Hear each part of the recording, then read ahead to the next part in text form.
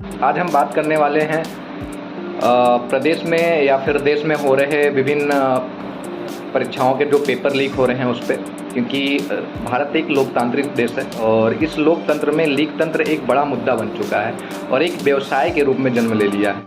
नमस्कार, United news circle में आपका स्वागत है। मैं अतुल यादव। आज हम बात करने वाले हैं लोकतंत्र बनाम लीक तंत्र। भारत एक लोकतांत्रिक देश है और ये लोकतंत्र वर्तमान समय में विद्यार्थी और प्रतियोगी परीक्षार्थियों के लिए लीक तंत्र बन चुका है। पिछले 7 सालों में लगभग 70% से अधिक परीक्षाओं के प्रश्न पत्र लीक हो चुके हैं। पिछले 1 सालों में यूपी से लेकर केंद्र तक के लगभग सभी पेपर लीक हो चुके हैं। उधर परीक्षार्थी पेपर देने एग्जाम हॉल जाता है और एग्जाम खत्म होने के बाद बाहर पता चलता है कि पेपर लीक हो चुका है और उसी क्रम में घर पहुंचते पहुंचते जब टीवी खोलता है तो यह पाता है कि जिस परीक्षा को वो देकर अभी आया है वह रद्द हो चुका है। ये सुनियोजित पेपर लीक एक उद्योग बन चुका है जो सरकार और परीक्षा एजेंसियों को चिढ़ाते हुए नजर आ रहा है कि तू दाल डाल तो मैं पात पात। लीक उद्योग भारत के सुनहरे भविष्य को चुरा रहा है और विश्व पटल पर भारत की छवि को धूमिल कर रहा है। आखिर इसका जिम्मेदार कौन? सरकार, परीक्षा एजेंसियां या फिर प्रिंटिंग प्रेस या फिर कौन? लीक उद्योग माफिया के हौसले इतने बुलंद कैसे? इस लीक तंत्र की जवाबदेही किसकी? क्या वो परीक्षार्थी जो इतने महीनों घर से दूर रहकर एक समय का खाना बनाकर दोनों टाइम ये सोचकर खाता है कि बचे हुए पैसे से अगले दिन की सब्जी आ जाएगी, या फिर उसका अभिभावक जो अपना पेट काटकर अपने सपनों को छोड़कर अपने बच्चों के सपनों को पूरा करने के लिए दिन रात मेहनत कर रहा है? आखिर कौन है पेपर लीक का जिम्मेदार? बात सिर्फ प्रतियोगी परीक्षा की लीक की नहीं है, क्योंकि किसी भी प्रतियोगी परीक्षा के फॉर्म भरने तक से लेकर एग्जाम हॉल तक का जो संघर्ष परीक्षार्थी और उसका अभिभावक झेलता है उसकी जवाबदेही किसकी होनी चाहिए? फॉर्म फीस से लेकर एग्जाम हॉल तक के सफर को तय करने में परीक्षार्थी या उसके अभिभावक के संघर्षों पर लीक तंत्र एक जारेदार तमाचा मारता हुआ प्रतीत हो रहा है। अगर बात करें उत्तर प्रदेश की तो बीते सालों में UP police paper leak, RO ARO paper leak, college प्रवेश परीक्षा paper leak, PET paper leak, UP TET से लेके यूपी पीसीएल पेपर लीक, वहीं बिहार की बात करें तो सिपाही बहाली पेपर लीक, झारखंड में जूनियर इंजीनियर परीक्षा लीक, ठीक उसी क्रम में राजस्थान में पेपर लीक के कई सामने नजर आए हैं। एबीपी न्यूज के अनुसार राजस्थान में 2019 से औसतन हर साल 3 पेपर लीक हुए हैं। वर्तमान समय में यूजीसी नेट का पेपर और मेडिकल में दाखिले के लिए प्रवेश परीक्षा नीट पर इन दिनों जमकर बवाल हो रहा है। जो छात्र अपने और अपने अभिभावक के सपनों को पूरा करने के लिए संघर्षों में जीवन व्यतीत करते हुए दिन रात तैयारी कर रहा है और उसके सपनों को चुराकर ये लीक माफिया उद्योग अपने शौक को पूरा करने के लिए किसी और को बेच रहा है।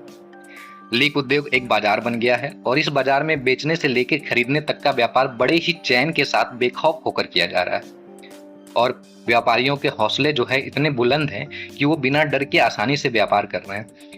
इस लीक उद्योग बाजार के व्यापार में क्या सिर्फ पेपर खरीदने वाला ही जिम्मेदार है या फिर बेचने वाला भी जिम्मेदार है? विधि के हिसाब से दोनों जिम्मेदार हैं, लेकिन सबसे पहले जिम्मेदार बेचने वाला है।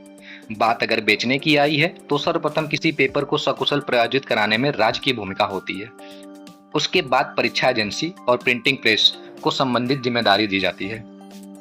प्रथम दृष्टया पेपर अगर लीक होता है तो जवाबदेही सुनिश्चित परीक्षा एजेंसी और प्रिंटिंग प्रेस जहां प्रतियोगी परीक्षा का पेपर छपा है की होनी चाहिए और उन सभी मुद्दों पर स्पष्टीकरण सरकार का होना चाहिए। इस पेपर लीक को देखते हुए वर्तमान में केंद्र सरकार द्वारा एक नियम पारित किया गया है जिसका नाम है लोक परीक्षा अधिनियम 2024। लोक परीक्षा अधिनियम 2024 यानी एंटी पेपर लीक कानून लागू कर दिया है। बता दें, इसी साल 6 फरवरी को लोकसभा में और 9 फरवरी को राज्यसभा में पब्लिक एग्जामिनेशन एक्ट पारित हुआ था। राष्ट्रपति द्रौपदी मुर्मू ने 12 फरवरी को बिल को मंजूरी देकर इसे कानून में बदल दिया था। केंद्र सरकार ने लोक परीक्षा कानून 2024 की अधिसूचना जारी कर दी है। कार्मिक विभाग ने पेपर लीक को रोकने के मकसद से बनाए गए इस कानून को 21 जून को लागू कर दिया गया है।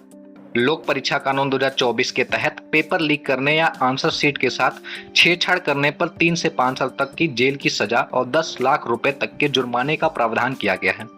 संगठित रूप से इस तरह का अपराध करने पर 1 करोड़ रुपए तक के जुर्माने का प्रावधान है। ये सजा 10 साल तक बढ़ सकती है। इसके अलावा संगठित रूप से इस तरह का अपराध करने पर 1 करोड़ रुपए तक के जुर्माने का प्रावधान है। पेपर लीक होने पर सेंटर और अधिकारियों पर भी होगी सख्त कार्रवाई। लोक परीक्षा कानून 2024 के अनुसार अगर किसी परीक्षा में हुए गड़बड़ी में एग्जाम सेंटर की भूमिका पाई जाती है तो उस सेंटर को 4 साल के लिए सस्पेंड किया जाएगा, यानी उस सेंटर को अगले 4 सालों तक कोई भी सरकारी एग्जाम कराने का अधिकार नहीं होगा। इसके अलावा पेपर लीक होने के बाद चल रही जांच के दौरान ये तय हो जाता है कि एग्जामिनेशन अथॉरिटी या एग्जामिनेशन सर्विस प्रोवाइडर को परीक्षा के दौरान गड़बड़ी का पहले से ही अंदाजा था और इसके बावजूद भी उसने कोई कार्रवाई नहीं की, तो ऐसी स्थिति में एग्जामिनेशन सर्विस प्रोवाइडर पर 1 करोड़ रुपए तक का जुर्माना लगाया जा सकता है। इसके साथ ही अगर किसी वरिष्ठ अधिकारी की भी संलिप्तता होती है तो उसे 10 साल तक की जेल हो सकती है और 1 करोड़ रुपए तक का जुर्माना भी लगाया जा सकता है। अब देखना यह है कि लोक परीक्षा कानून 2024 पास होने के बाद भी ये जो लीक माफिया उद्योग है उसके हौसले ऐसे ही बुलंद रहते हैं या फिर डर सहम जाते हैं या फिर इनके ऊपर कोई कार्रवाई इस कानून के तहत होती है। धन्यवाद, बने रहें यूनाइटेड न्यूज सर्किल के साथ।